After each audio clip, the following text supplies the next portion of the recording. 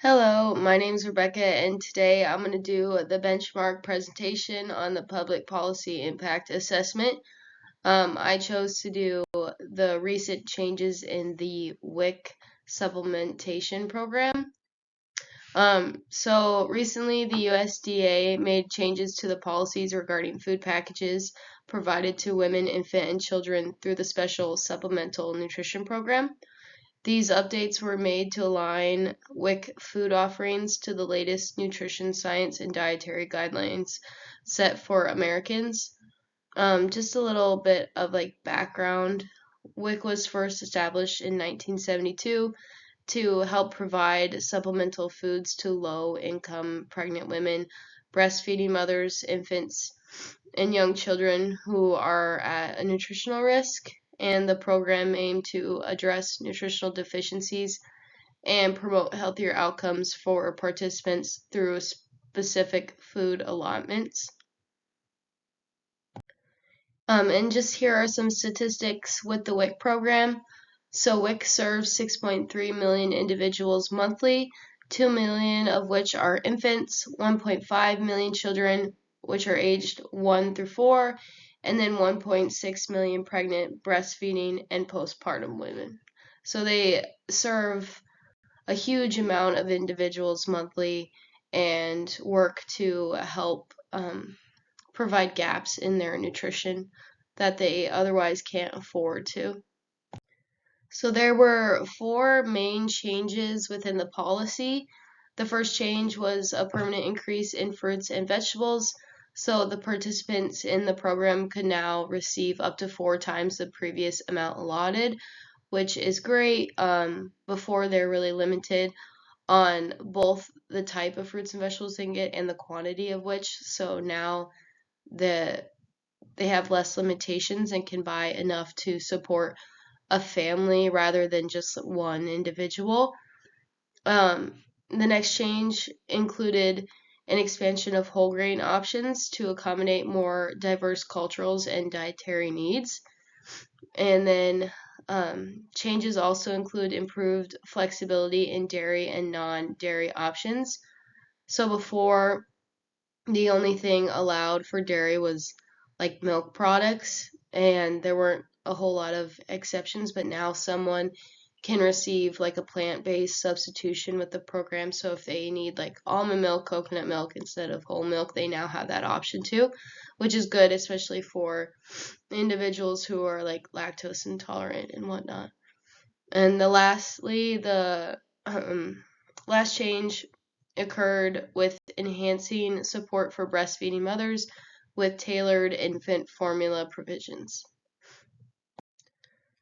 Now I'm going to talk a little bit about the stakeholders. So the recent changes most particularly impact the WIC participants, and they are the primary beneficiaries of this change. And these participants, as I mentioned, include pregnant women, breastfeeding mothers, infants, children up to 5 years old. So the other primary stakeholders are going to include government agencies which oversee WIC and implement the policy updates. And those changes are based on recommendations from the National Academies of Science, Engineering, and Medicine. Other stakeholders is going to be like WIC state and local agencies that manage the program at the state level and community levels, and they implement those changes and work with both the participants and the vendors in facilitating the change. And then the last primary stakeholder are healthcare providers and nutritionists who support the participants by offering nutritional counseling and facilitating access to the WIC programs and the changes that have been made. And then the secondary stakeholders include like food manufacturers and vendors, policymakers and legislators, public health advocacy groups, community organizations, and then the tertiary stakeholders are things like the taxpayers and the general public and like research and academics with nutrition.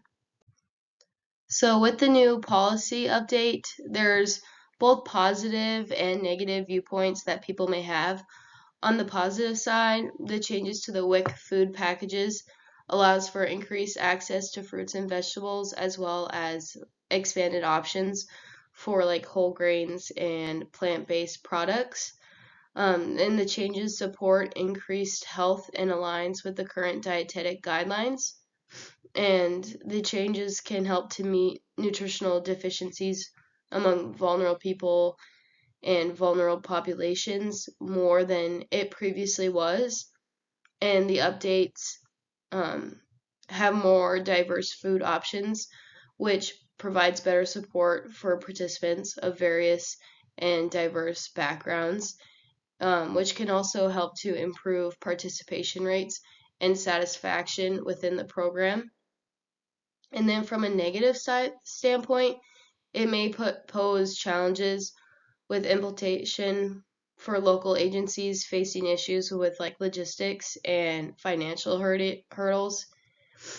Adapting to new guidelines may also require infrastructure upgrades and additional training for staff and renegotiation with vendors. It's sometimes hard to keep stock of the food product when the list of food increases. So that is a new difficult thing that people will have to work through. And then there's other potential side effects just with like the supply chain and the expanded variety of the eligible foods, whether they can even get them into the grocery store or not. So I was able to find a little bit of public commentary.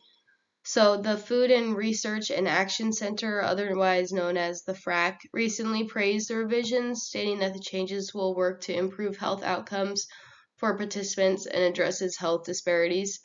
They noted that the increase in fruits and vegetables will align with current dietary guidelines for Americans and increase dietary variety and nutrition security for Americans. So most people would say that these changes are going to make more positive impacts rather than negative. I mean, when you think about it, it's allowing people to improve their health, not limiting their health. So I'm for those changes. There might be, as I mentioned, some logistic issues, but I think health of America is more important. And with the new policy implementation, according to the USDA, the agencies may begin implementation provisions and state agencies must implement the provisions within 24 months from the publication date. State agencies are being encouraged to implement the changes earlier rather than later. They don't need to wait to the end of that 24 months. And then WIC state agencies may phase in new WIC packages on a participant category basis. So they're encouraging people to phase in the policy changes right away, so people get these access to the more nutritious foods and more diverse products. So the updates to the WIC food packaging will have a direct impact on the role of the RDN with their clients and patients. RDNs will need to educate clients about the new food options and emphasize the health benefits to these changes. With that, they will need to educate themselves on culturally diverse like food practices, behaviors, and to increase their knowledge of that, and so they can provide better nutritional interventions and support for those of more diverse backgrounds and those requiring very specified needs. And they will need to collaborate with other healthcare providers to ensure that the new changes are emphasized and that participants understand the nutritional benefits. So, working with these health providers and also on an individual basis with the participants, with explaining why these changes have occurred and how they can be beneficial to the health. Because if the changes just occur and then no one tells anyone, they're not going to know how to implement that into their own life. It takes the RDN and the nutritional professional to like tell the benefits of eating more fruits and vegetables and saying like that broccoli is high in B, C, A vitamins, and so that they know that they can incorporate those things more into their diet with the new revisions. And the changes, though, may increase the workload as the increase of volume of the participants who require assistance within the program. My personal opinion is that I'm in support of the food packaging policy changes for WIC participants. I think it will benefit the overall health of many individuals and families in America and minimize the nutritional risk of low-income families. The changes will help to support cultural diversity and provide individuals with increased food options relating to their dietary preferences. I think these policy changes takes a lot of limitations off of people, and they can feel more free to eat according to their cultural backgrounds and also have enough supply of these nutritious foods to be able to ration and portion among their family members without having any limitation on the allotment of those nutrition foods. So I think that the changes will really benefit all WIC participants. And then these are my references. Thank you for listening.